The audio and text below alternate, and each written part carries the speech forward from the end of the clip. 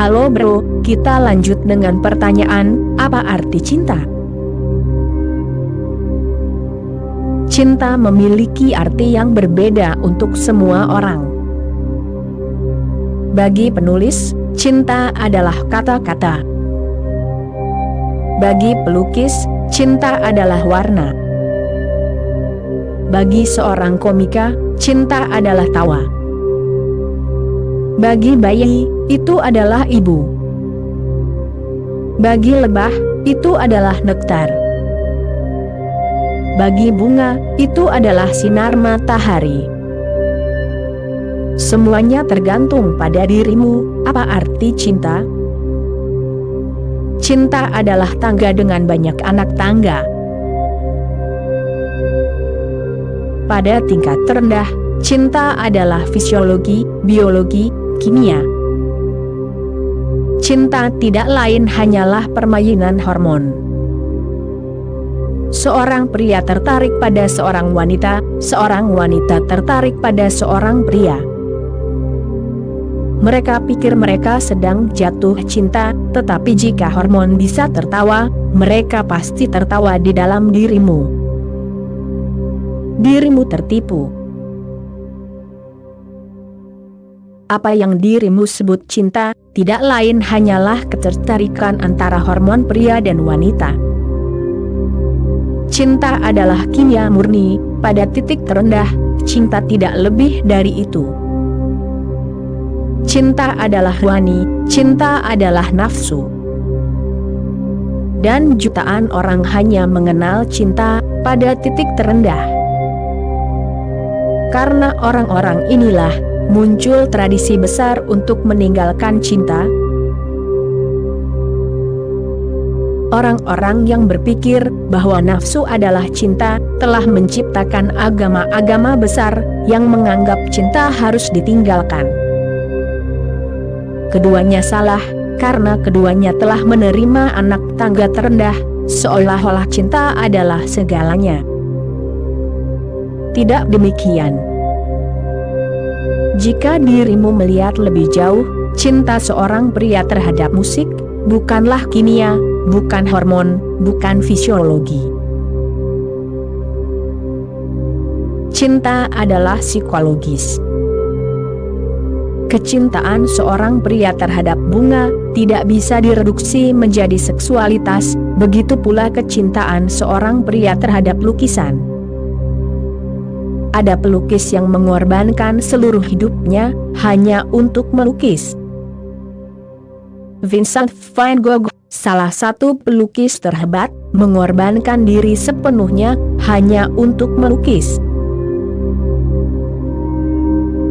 Melukis jauh lebih penting daripada hidup itu sendiri. Karena melukis, ia tidak bisa bekerja.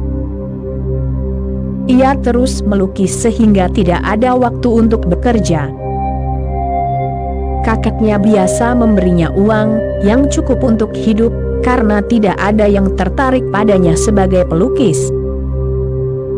Ia juga seorang pelukis yang aneh, seorang jenius yang sangat hebat. Setiap kali ada seorang jenius, butuh ratusan tahun baginya untuk diakui. Van Gogh bukanlah pelukis tradisional.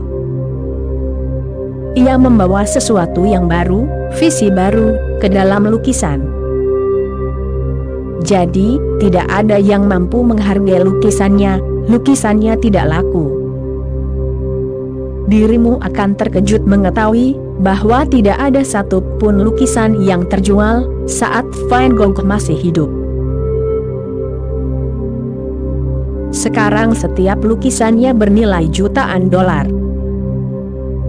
Hanya beberapa lukisan yang bertahan, paling banyak 200, dan ia melukis ribuan lukisan.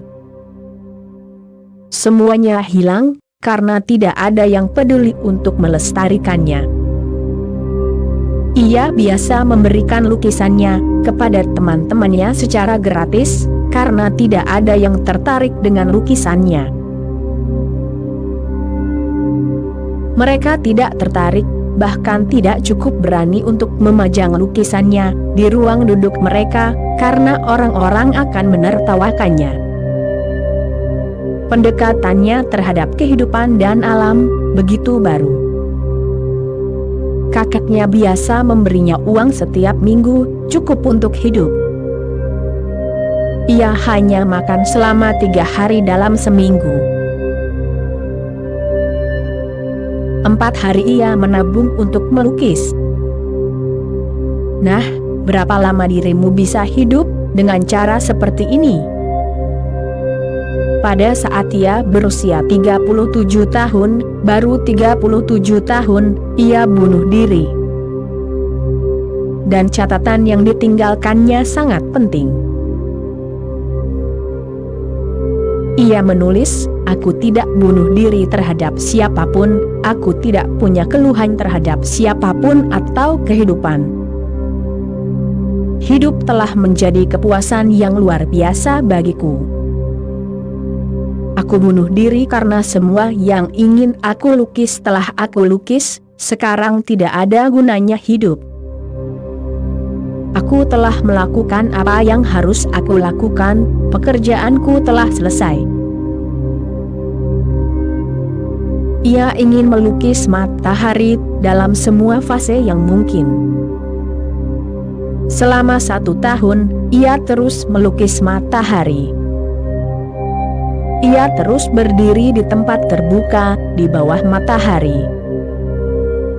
Perutnya kosong, ia lapar, dan matahari terik. Ia terus melukis, karena tidak banyak waktu tersisa. Matahari membuatnya gila, itu terlalu berlebihan. Dan kemudian ia bunuh diri, karena ia telah melukis matahari, dari terbit hingga terbenam, semua fase, semua wajah, semua warna, semua awan yang mungkin. Ia telah menyelesaikan pekerjaannya, ia meninggal dengan puas. Nah, cinta untuk melukis, cinta untuk seni, adalah sesuatu yang lebih tinggi dari biologi, lebih tinggi dari kimia, lebih tinggi dari fisiologi. Itu bukan nafsu, dirimu tidak bisa menyebutnya nafsu. Itu sama bergairahnya dengan nafsu, atau lebih dari itu, karena sangat sedikit orang yang mati untuk seorang wanita, dan sangat sedikit orang yang mati untuk seorang pria. Namun pria ini mati untuk lukisannya. Ini psikologis, ini jauh lebih baik. Namun ada keadaan yang lebih tinggi lagi, cinta spiritual, cinta Buddha, cinta Yesus, cinta Krishna. Itu sama sekali berbeda. Itu bahkan bukan estetika, psikologis, melainkan spiritual. Sekarang cinta memiliki ekspresi welas asih. Gairah telah berubah menjadi welas asih. Buddha mencintai seluruh keberadaan, karena ia memiliki terlalu banyak, dan ia harus membaginya. Ia terbebani oleh cinta yang dilepaskan dalam dirinya. Cinta harus dibagi dengan pohon-pohon, dengan burung-burung, dengan orang-orang, dengan hewan, dengan siapapun yang datang. Pada titik terendah, ketika cinta hanyalah nafsu fisiologis, itu adalah eksploitasi terhadap yang lain. Itu menggunakan yang lain sebagai sarana. Itu akan segera berakhir. Begitu dirimu mengeksploitasi wanita atau pria, dirimu kehilangan minat. Minat itu hanya sesaat. Saat wanita itu dikenal baik olehmu, dirimu selesai dengannya. Dirimu telah menggunakan manusia lain sebagai sarana, yang mana itu buruk, tidak bermoral. menggunakan manusia lain sebagai sarana, adalah tindakan paling tidak bermoral yang pernah ada, karena setiap manusia adalah tujuan bagi dirinya sendiri. Cinta psikologis tahu bagaimana berkorban. Seni, puisi, lukisan, musik, tari, menjadi tujuan, mereka tidak lagi menjadi sarana. Dirimu menjadi sarana. Cinta biologis mereduksi yang lain menjadi sarana, cinta psikologis mengangkat yang lain sebagai tujuan. Namun di dunia spiritual, tidak ada pertanyaan tentang cara dan tujuan, tidak ada pertanyaan tentang yang lain. Tidak ada yang lain. Buddha mencintai keberadaan, karena Buddha telah menjadi keberadaan itu sendiri. Tidak ada pertanyaan tentang aku dan kamu, itu bukan dialog. Pada titik kesadaran tertinggi, cinta bukanlah dialog. Tidak ada hubungan aku-kamu, itu bukan hubungan. Itu adalah luapan cinta yang murni. Seorang Buddha adalah api cinta, hanya api murni tanpa asap. Asap berasal dari nafsu.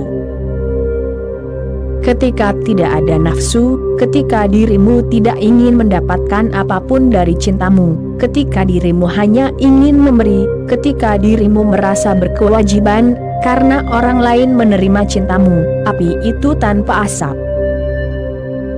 Itu murni, itu adalah emas murni. Dan tahukah dirimu?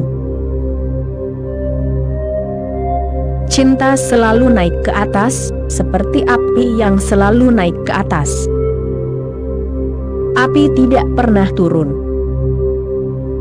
Nafsu seperti air, turun ke bawah, cinta seperti api selalu naik ke atas. Dan di antara keduanya, terdapat fenomena psikologis, sesuatu yang bernafsu, gairah, dan sesuatu yang berbelas kasih. Itu hanya di tengah-tengah. Ia memiliki beberapa kualitas yang lebih rendah, dan beberapa kualitas yang lebih tinggi.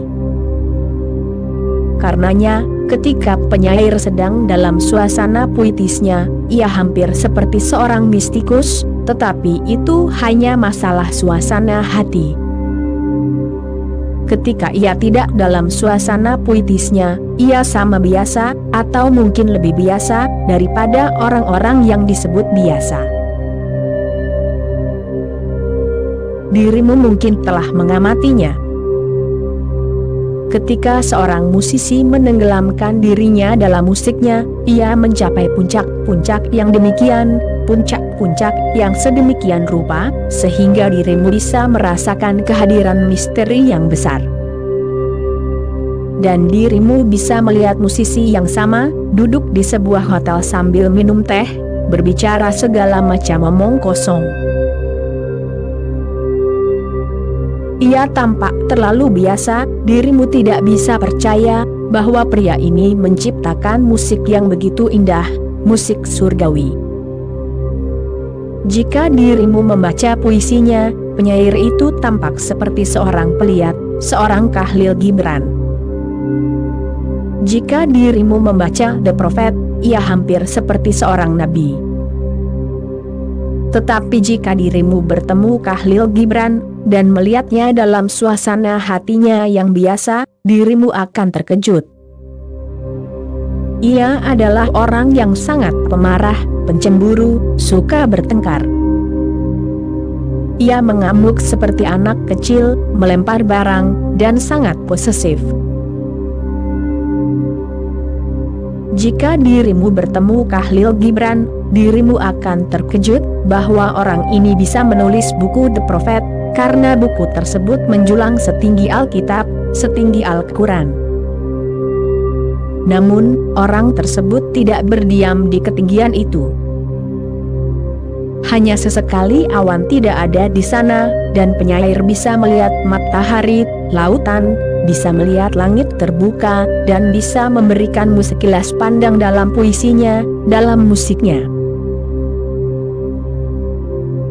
Namun, segera awan itu muncul lagi, dan matahari tidak lagi tersedia, dan penyair itu sama biasa seperti dirimu, atau bahkan lebih biasa, karena ketika dirimu jatuh dari pandangan sekilas, dirimu jatuh ke kedalaman, hanya untuk menjaga keseimbangan. Jadi dirimu bisa menemukan seorang penyair mabuk, berbaring di selokan seperti anjing, berteriak omong kosong. Dan penyair yang sama, membawa bunga-bunga indah, dari tempat yang tidak dikenal. Jadi di tengah-tengah, kedua hal itu akan bersama-sama. Itu adalah fenomena campuran. Bangkitlah dari yang lebih rendah, tetapi jangan berhenti di tengah-tengah, teruslah naik ke yang tertinggi. Ketika aku berbicara tentang cinta, aku selalu bermaksud yang tertinggi, dengan satu perbedaan. Ketika orang lain berbicara tentang yang tertinggi, mereka menolak yang terendah. Aku tidak menolaknya, aku menerimanya. Aku ingin menggunakannya sebagai batu loncatan. Yang lebih rendah harus dimurnikan oleh yang lebih tinggi. Yang lebih rendah harus diubah oleh yang lebih tinggi, tidak ditolak, tidak dibuang. Jika dirimu menolaknya, itu bertahan. Jika dirimu menolaknya, jika dirimu menekannya, ia membalas dendam. Ia membuatmu lebih jelek dari sebelumnya. Jika dirimu terus menekan sesuatu, maka di permukaan dirimu mungkin terlihat seperti orang suci, tetapi hanya di permukaan.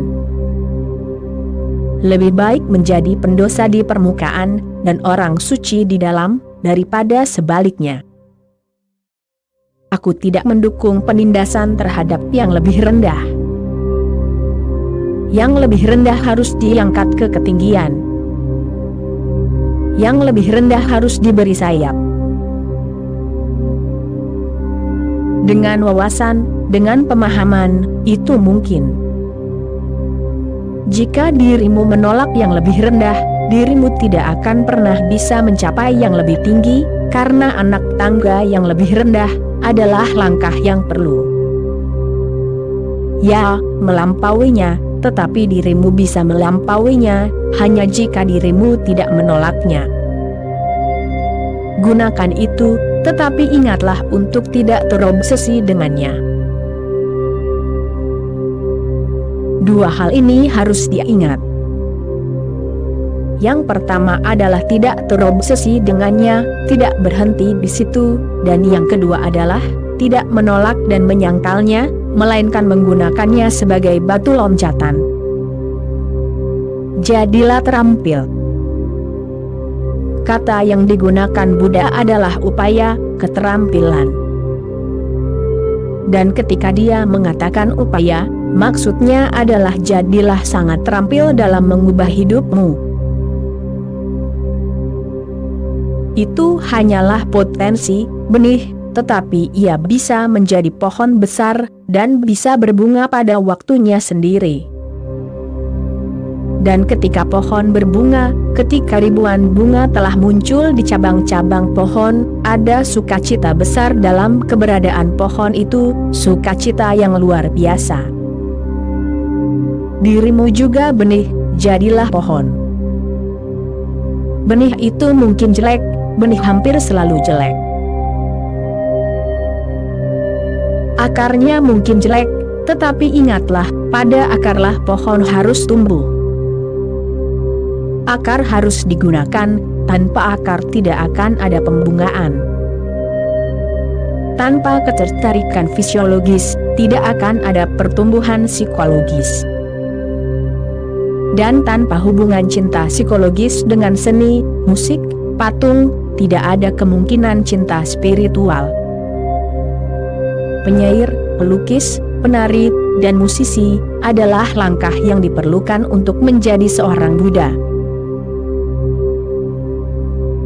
Oke bro, itulah kutipan ceramah kali ini, bro. Kita sambung lagi nanti, bro. Terima kasih, bro.